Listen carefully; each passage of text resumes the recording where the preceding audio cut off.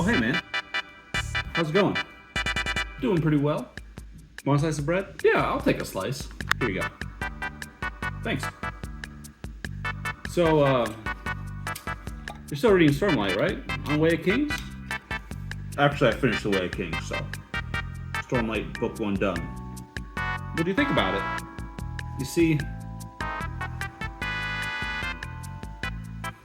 don't know how to put this. I know you Sandersonites can get pretty touchy, but don't get me wrong. It was a good book, but I just think there could have been some, some tweaking to it. There's just some stuff.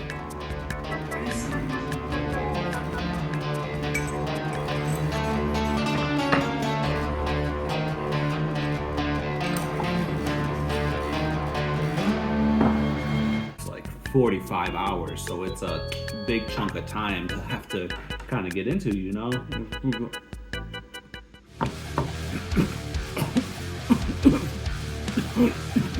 What? Are you choking? Oh no! Somebody! He's choking! Oh no! Help! Somebody help! Hail Sanderson.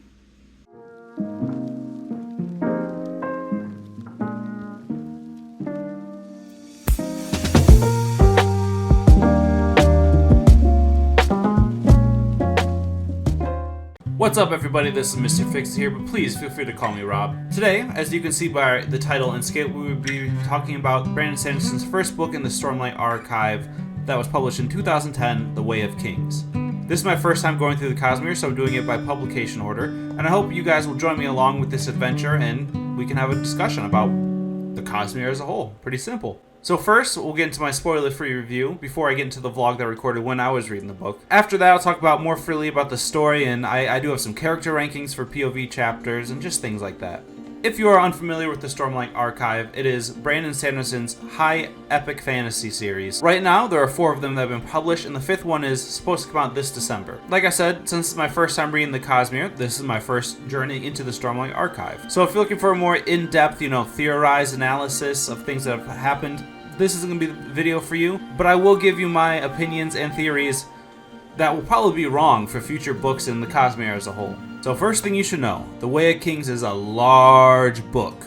Like, you can use it as a booster seat in the car large. According to fandom.com, it is 1,007 pages long. If you're an audiobook reader like me, that is about 45.5 hours of listening time. The book itself features many different points of views, but is mainly told through 3 different characters. Kaladin is a man who is down on his luck. He starts off the book as a slave, but a few chapters into his perspective, or maybe even the first one, I don't remember, he's sold to the army of one of the noble lords and is put into their bridge crew. Now the bridge crew suffer the most casualties in the whole army. Next we have Shallan Devere. She is a noblewoman of a lesser house and is on a journey to become the apprentice of the sister of the king. But there is more to her that meets the eye, and there's a dark secret that she is hiding. Lastly we have Dalinar Kholin. Dalinar is the uncle to the king. Over the last few years, he's been taking the codes from this ancient book called The Way of Kings. Also shares the title of the book itself, which I have heard that Sanderson, for the Stormlight, always uses a book in the book itself for the name of the actual book. So that's cool. But incorporating these codes has made him more or less a social outcast in the nobility.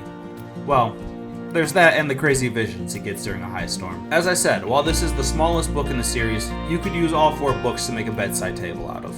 My biggest complaint is just the length of the book. And I know what you're saying. Rob, that's the point of high fantasy. It's supposed to be long and epic and I feel you.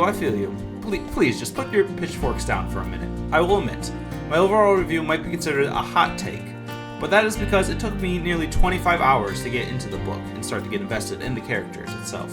I understand that this is a new world, and because of that, it's going to take time to develop the characters, the world building, and just everything about it. But like I said, it took 25 hours. That's a long normal book size to get into. For that, I removed some boons from the final ratings. And if you're wondering, what the heck is a boons? Well, stay tuned and you'll find out. Now, when I was talking to someone about my complaints with the book, they asked me if it was because I didn't like political intrigue, because that's very much the first half of the book. And I don't think that's the case. I love A Song of Ice and Fire, which are a staple of political intrigue fantasy books. I actually don't mind books 8 and 9 of The Wheel of Time, which is mostly political intrigue. But I will admit, there may be some small truth to that. I watched the TV series of Game of Thrones before I read the books, and I was deep into Wheel of Time by the time it came to the political intrigue. So I think it's fair to say that while I like political intrigue, I like it when I already know the characters, or at least I'm somewhat invested in them. And starting out with this book, I didn't know the characters, I knew nothing about them, knew nothing about the world or their government structure, so maybe that wasn't my cup of tea. On a reread, I do believe that the first half of the book will be a lot more enjoyable, and I'll probably catch a lot of hints of foreshadowing, things like that. Now, that's not to say that the whole first half was totally bad. There were chapters I liked. Kaladin, I pretty much enjoyed throughout the whole book. But let me tell you, once you get into the second half, oh, it gets crazy. For the last 20-ish hours of the book, I look forward to reading it every single day. I can't say too much because this is the spoiler-free section, and like I said, this is already halfway through the book. But I was sitting on the edge of my seat. So, in my opinion, if you can stick through the first 25 hours of the book, then I think you will greatly enjoy this. Now, I have read some reviews and heard from some other friends that they thought it was gripping right from the start. That wasn't my case, but that could be yours. And I do think it would be an interesting experiment to see if maybe the first half could be trimmed down just a little bit and still get the same payoffs for the second half. Hopefully, I explained my brain and thought process going into this so you guys don't ratio me down a chasm and I get eaten by a chasm fiend. So onto the vlog, aka it's spoiling time. That was cringy. Alright, so I started Stormlight yesterday. Meant to make this video, but life just kind of got busy and I didn't have a chance to take my break and make it. So I just finished the chapter of Bridge 4 with Kaladin. So far, I like how there's a prologue to the prologue. And my initial thought was whoever they left behind in that hellscape is going to be totally pissed at them. That at least I would be if I was left behind and made to suffer. Everyone else is just like, yeah, we'll just leave him. Hopefully he'll forgive us. I would. Oh gosh, I need the Lord to help me there. You know what I'm saying? My first thoughts when Sanderson described how a shard blade works, I'm like, oh, this is just a lightsaber. It's a lightsaber that steals souls. And I was texting my friend who's big in the cosmere. He's like, yeah, that was Sanderson's inspiration for it, actually. And allegedly, when it was originally written, the sword didn't like steal the soul, like it would just be bloody and cut through him. And Sanderson thought it was too bloody to put in the final product, so he changed it to stealing the soul. Don't know if that's true, but I thought it was funny. I will say it's nice going back to Michael Kramer and Kate Redding, right? I think I got the last names right. But they're the narrators for The Way of Kings, and coming off Wheel of Time, it's just like listening to old friends again. You know, it's nice kind of to hear familiar voices, and there's points where the actual prologue, not the prologue, but the one with the assassin, the king assassin, he like breaks his jaw and he starts slurring his speech. I'm like, oh, he's a Sean Chan. And I just listened to a guy that sounded exactly like Perrin in the Bridge 4 chapter. But it's nice it's almost comforting to come back to like, oh, I know these guys. Like, it's nice. Like, yeah, fun time. Kaladin, I think, is interesting. I know he's a big player in the book from what I've heard, or at least I've heard the name, so I assume he's a big player. Gosh, I don't even remember the woman. Yikes. I'll get there. Names take me a second. You know, it took me forever to get all the Wheel of Time names correctly. Her last chapter was she went to audition to be the scholar, or the assistant to the scholar, the pupil of the scholar, as you could say. And she was rejected. We'll see what that means for her. I think, let's see, what are my predictions? I mean, she's not going to go home. Her family is basically destitute. So I think she's going to stubborn her way into helping out, or she's just going to steal the soul thing, which is her purpose. So we'll find out. Maybe she turns to a life of crime and steals it. One thing, the wind fairy thing, Syl, it just got its name, a nickname. Syl, that's floating around Kaladin. I don't think it's this, but I think it'd be an interesting take if he was actually insane, and that this is like a figment of his imagination and he's seeing this fairy. But then I don't think it's gonna happen. But I'm like, oh, this is just not. So I'm just expecting someone to be like, hey, Kaladin, listen, watch out. I'm just waiting for it to happen, you know. I don't know if that was inspiration. That's the vibe I'm getting so far, just like hanging around Kaladin. So far, I'm intrigued. I'm like, oh, I'm 4.5 hours in. So I'm about, 10% of the way through the book, a little bit. This is gonna be a long vlog, I can tell you that, and the whole Stormlight archive, because this is the shortest one, I think, besides like the in-between books. So it's gonna be a long one, but buckle up. We're gonna have fun. I'm ready for plots and twists and everything, and I'm excited. So I just finished chapter 17 of Stormlight. It's been a while since I made a vlog, so sorry about that. I'm enjoying Kaladin's story so far. oh gosh, I can't even remember. And there's the woman. We haven't went back to that one woman who is trying to steal the soul caster. Haven't went back to her. There's the interludes where we had her brother. And, there was I forgot the record. There was a Hoyd spotting. We got our at least one Hoyd thing in this book. There's some people trying to track him, so maybe they're like the interdimensional police. I'm not gonna say that with any certainty, but maybe that could be. And then the nobility, we've had like 2 chapters with them. Hasn't really hooked me yet.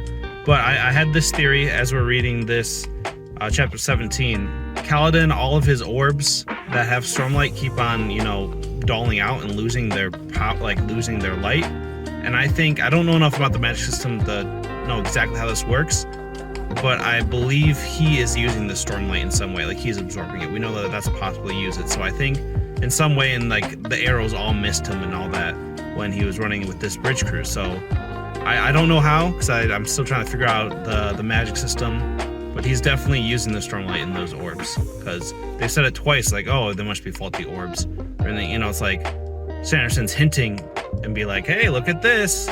There's multiple times we've explained, especially multiple times in the same chapter. He's like, look at this. They lost orbs. And Kaladin's like, I don't know how that happened. Like, they were just lit or whatever. So he's definitely using the Stormlight in some way. That's my prediction so far. Been a while since my last update. I just wanted to get this out there. I just finished the second interlude. I'll listen to more today. And so that puts me about 20 hours in. And so far, not much has happened, in my opinion. I think there's a good possibility that on the reread, I will see that this is a lot more eventful. But right now, I feel like we're in 20 hours, and you could have cut this down probably by half. So far, like the Zeth, I just got through his, so Zeth is in the actual prologue and the last of Interlude 2. And he's been some of the most interesting chapters, but I think that's kind of on purpose. He's like an assassin type thing. Other than that, Kaladin, which I hear is a fan favorite, has been my favorite like main character. Dalinar, I mean, his like vision chapter was cool, but other than that, I don't know the characters in the world enough to care about like the political intrigue yet. So it just seemed kind of boring. But I talked to a friend, and he said about halfway is when it starts to really get good and pick up, which we're about there.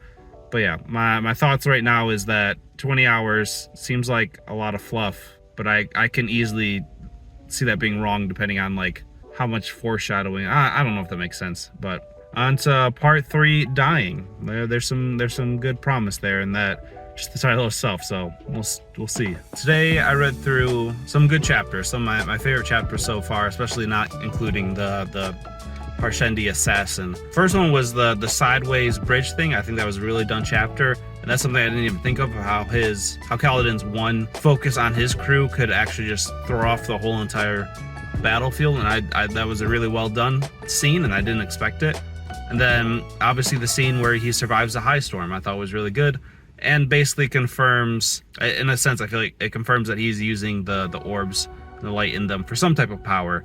I did have a side theory that maybe Syl was doing that, but it has to be Kaladin at this point. For some reason, I still think that Kaladin's going to get moved to Dalinar's group, because Dalinar requested one bridge crew to come up, and it seems like the Light Eyes are very fed up with the Bridge 4, so why not have Bridge 4 go to Dalinar? So we'll see. It's not a big deal if that's not the case. With Shallan, I think it's Shallan. She was just having bread with the Artif, and the only thing that really interesting that happened was that Shallan's mentor thought that the Artif is going to ask her to steal her soul caster, which would be interesting because that gives her an out if she steals it. That gives Shallan an out to blame it on him, and she can frame him in that way. And I think that's just an interesting point. But today's reading was better than most days. It seems like more happened, or at least it seemed more exciting. Also, I didn't realize this until I was texting a friend, and maybe they spelled it wrong, because again, I listened to audiobook. But Kaladin is just Paladin with a K. So, hinting? Maybe. We'll find out. So after a week of some unknown virus and me being in some fever state, finally back listening to The Way of Kings. And what do you know? I got my favorite Shallan chapter so far. Also, shout out to this fog. It is wild. Yeah, it was when she went on her little field trip with Yesna, and it was just a really interesting chapter, and how first Shallan is just like, I'm not gonna steal from this woman, you know, she's giving me so much to think about and all that, and by the end she's just like, F this B, I'm out. And yeah, I think that was a really well done chapter. Seeing the magic system of the soul casting used on people was interesting, and how like Yesna like hand moved through one of the robbers reminds me like a lot of like the, you know, Temple of Doom. I thought he was just going to yank out the heart or something, but no, that didn't happen. Best chapter for her so far, definitely. Was right about Kaladin and his body using the Stormlight, or what? I will say that was not too hard. That was pretty obvious. So I don't think that's as much of a warrant of a boast as some other things I've called. But you know, hey, it's always nice to get one right. Just read the chapter where Kaladin has the flashback to what we saw at the very beginning, and I gotta say, it was a very good twist that it was made to believe that Kaladin became a slave because he killed a Light Eyes in general.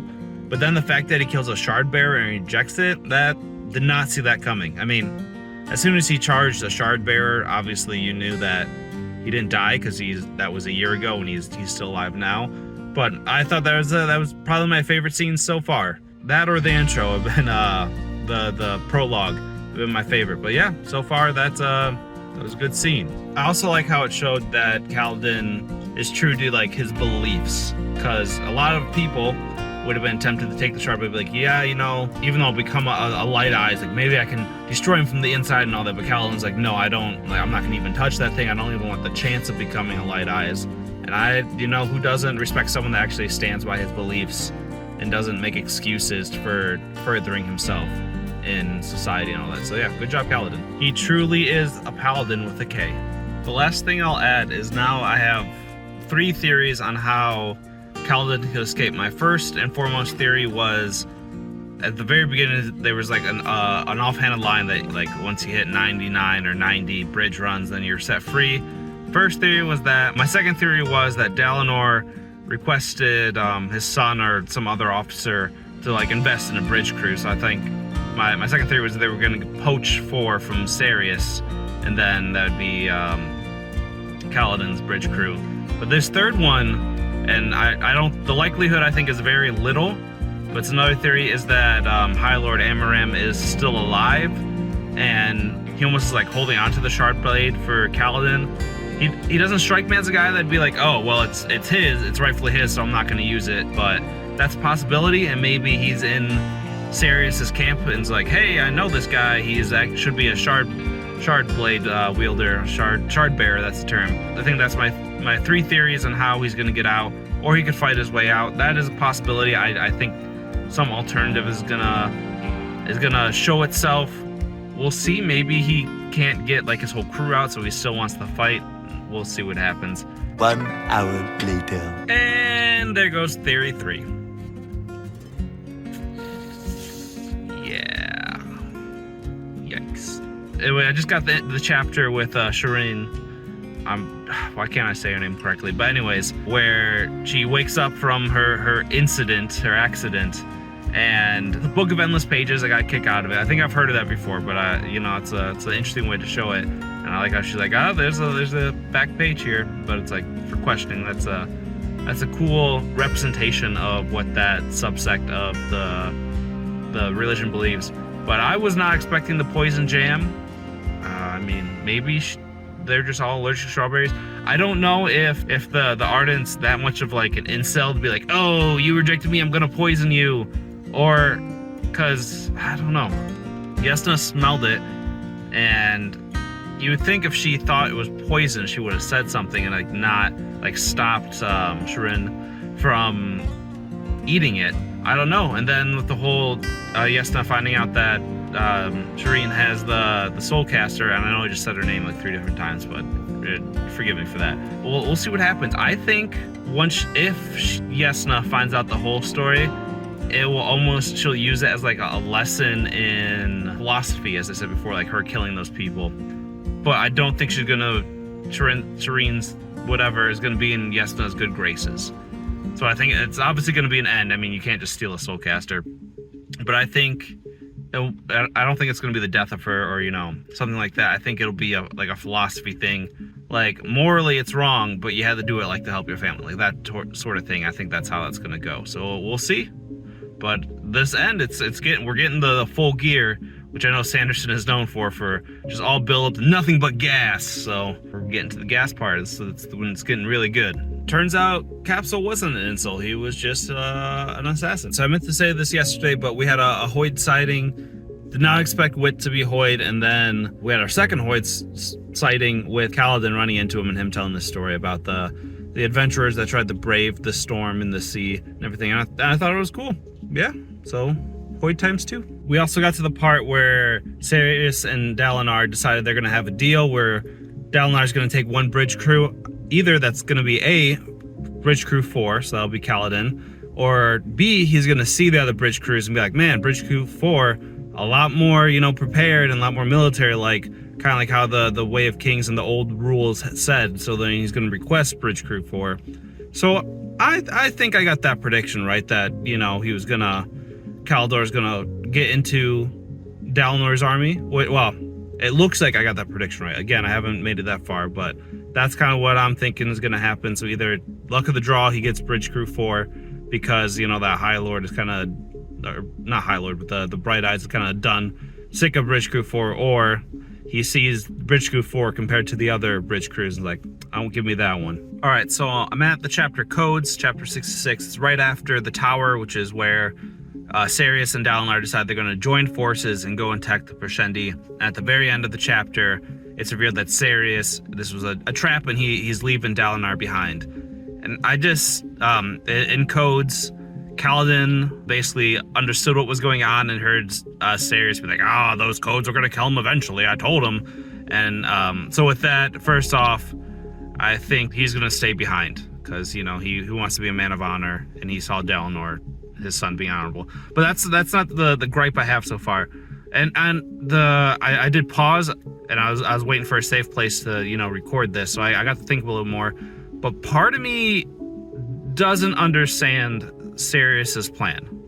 Like, it takes one shard bearer to get away to have him convicted for high treason. So obviously, yeah, you know, he's gonna remove his men, take mass. Dalinar's gonna take mass casualties, basically wipe out his whole army. But Dalinar notices this already, and he can just send him or his son to go. And I think there was a slight mention that the chasm was too big for them to cross jumping, but they have a sword that can cut through anything. They can do the dumb Hollywood climb up, you know, stone or ice with a weapon, because it can literally cut through anything. So you could easily climb down the chasm and climb up the other side with your power armor on, where not really any arrows are going to get to you. And then guess what? You're back. Be like, hey, the king, I forget, I'm drawing a blank on his name, but look at these casualties reports. Sirius barely took any. My army is decimated. Like, it's pretty obvious that he would have been, you know, this was high treason, disrupting the whole war against the Parshendis, sacrificing it for whatever old grudge or whatever. And part of me just doesn't understand that. Like, it seems like, yeah, one person can survive and ruin the whole plan, but these people have power armor and, for the sake of argument, lightsabers. They're more than likely one of them could survive. So I think Sirius was stupid in that end. But I don't know. Part of me is like, yeah, maybe he could play it off. But if you're the king, you look at the casualty reports, it's gonna be pretty obvious what goes on. So we'll see what happens. But I'm sure Kaladin's gonna stay behind and help. Got some chills from the Kaladin speech there, man. I thought for a second there, I was thinking maybe he would, but I mean, yeah, this is he's the paladin, so he had to go back. But that was a good scene right there. So I just finished Way of Kings, and I don't have much time, so I'm gonna try to kind of get my thoughts off right quick here. There was a lot of twists at the end. I didn't expect Shallan to have killed her dad. Makes sense why she would be, you know, willing to go and do this crazy plan, because she feels like she has to, you know, make up for killing her dad. I wasn't expecting Dalinar to give up his shard blade in order to free the bridgeman. But that was cool to see, actually living up to his honor, and then him giving his plate to his son was cool to see. And Kaladin, obviously, you know, really becoming the paladin, as I've said throughout this whole vlog. I'm interested to see what he can do as he is becoming a Radiant. Obviously, as we're told, he's not a Radiant yet, but he's becoming there. I'm interested to see that type of the power, the magic system, all that comes with the Radiance. I'm assuming at some point he'll get a shard blade and his own shard armor, because then he'll be able to fully use the Radiant powers that we've seen in the past streams. I thought it was cool that we got the dead Almighty, which I guess is heresy to say the Almighty is dead, but that he is. And I'm wondering if Desolation is a shard, because I know I've heard some of the backstory to the Cosmere history and all that, and I know when they killed the god, he broke up into the shards. I think there's like 13 of them or something. Broke up into shards, and different shard holders are on different worlds. So I'm guessing Desolation, just like how in Mistborn there's preservation and ruin, I'm guessing that Desolation is one of the shards. Overall, you'll see in just a little bit when I have my final thoughts, but I'm at like a 3.5. The ending and all that was really good, which, you know, Sanderson is really good at making the endings just feel very eventful and like it's all gas. But I wasn't really feeling into the book until 25 hours in. And that's a lot to ask for someone. Like, if I didn't have a job where I could be listening to audiobooks all day, it would have taken me forever to even get to that point, and I probably would have not finished it. So first half of the book, there were some interesting chapters, but I didn't get hooked. And some people have. I've heard some friends and all that, and read some on people like reviews online where people are hooked instantly, but it took me 25 hours to get fully into it. So because that's like a whole nother book, I feel like I can't give it a full 4 out of 5 stars. And this is definitely a hot take. I feel like to the majority of reviews, 3.5 it's not crazy, but it's on the lower end. I feel like there could have been some stuff trimmed down. And granted, this could be like on a reread, it could be a completely different experience. It will be. I mean, a reread should be, you have hindsight and you can see what's going to happen. So it should be better on a reread. But man, that's a lot of time to put into a book. So that's where I'm at right now. Good book. I liked it. It took a little long for my taste to get into it, but hopefully I'll have it fleshed out here and just right now. Well, that was my walkthrough of The Way of Kings. I want to start out this final section by ranking the characters that had more than one point of view chapter. Number 6, I'm going to give Teth. I honestly don't remember much about his point of view chapters besides him feeding Kaladin the Stormlight for him to heal. So I think that puts him at a number 6. For number 5, I'm going to put Adolin. One of his major red flags is that he has to be right all the time, no matter what. If he is wrong, he skulks about like a kid that just had his iPhone taken away so he can't play Fortnite. Is that still a thing? Now, number 4, I think, is where it starts to get interesting. This is more of a toss-up for me. I'm going to put Shallan here.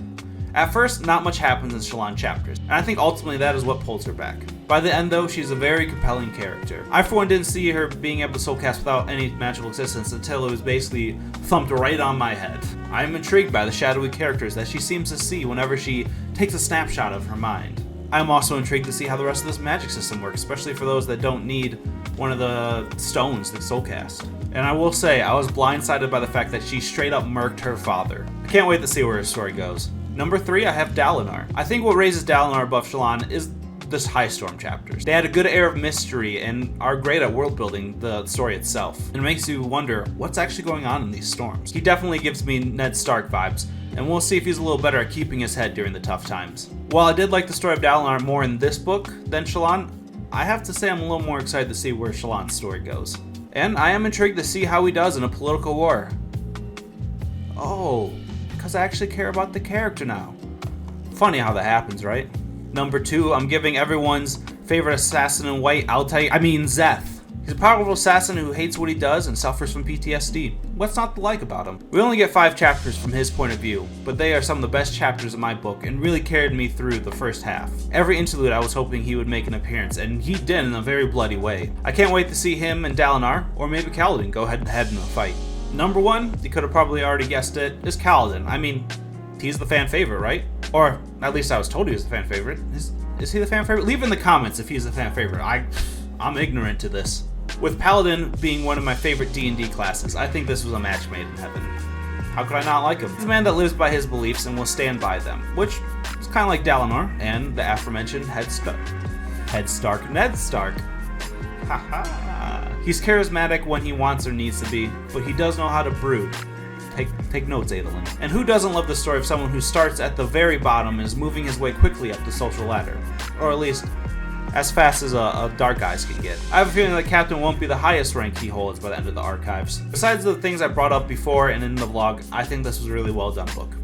I feel like most of the twists made sense and weren't stretching believability. One of my favorite twists, and one of the ones I'm most interested, is that the Parshendi are actually the Voidbringers. That's cool, did not see that coming. Again, I want to restate, I think The Way of Kings will be better on a reread. From an audiobook perspective, I give the narrators, Micah Kramer and Kate Redding, an A+, but for transparency, they were already some of my favorite narrators in audiobooks. Again, I will reiterate, the biggest fault I had was its pacing and just how long it took for me to get into the book. That is very much a personal thing, and I hope that is not the same for you. Because of that though, I'm giving The Way of Kings 7 out of 10 boons. Not my favorite Sanderson novel, but it is a good book. Lastly, I wanted to get into some of my future predictions for the books. 1, I think Kaladin gets a shard blade and some shard armor. I think it's basically guaranteed since he and Dalinar are most likely going to start up the Knights Radiance again. But more that Dalinar is the financial backer of the group. He will also break Genonorms and become the greatest flute player to ever live! Not really though, but I think he will pick it up because Hoyt gave it to him. My next prediction is that Dalinar will die. Maybe not in the next book, but I think at some point in the series he's gonna get the axe. Maybe literally, probably figuratively. Dalinar seems like the perfect candidate to get the oh crap, this is going down type vibes from a death. It also, I think, would be a good way to show how powerful an enemy is if they can kill the Blackthorn. Lastly, I think it's another kind of obvious one, but I think Shireen will move against her family and portray them even more. Not too crazy a conclusion, seeing that one of them is in some world-hopping cult thingamabobbers. I have no idea, but they don't seem like good guys. But I guess she's following someone that murdered 3 people. Anyways, I'm sticking with it. And then along with that, I think either Shallan or Yasna will convert to the other person's beliefs. Which one? I don't know. I could see it going either way, so really it's a coin flip, and I'll tell you depending on the day. Well, like I said, I'm going through the Cosmere in publication order, so the next book is going to be the start of the Second Era Mistborn, The Alloy of Law. I would imagine it's going to take me about 2 weeks to read the book, and then add on another week for recording, editing, and all that type of stuff. But then again, I did think it would take me less time to finish The Way of Kings. So, we'll find out. Let me know what you think about The Way of Kings. Was mine a scorching hot take? That's for you to decide. Also, let me know, have you guys read the Cosmere, and where are you at in your journey with it? I hope you guys have a great day. Or night. I don't know when you're watching me. Are you watching me? Anyways, I'll catch you in the next one. Take it easy, everyone. So, still reading Stormlight? You're on Way of Kings, right?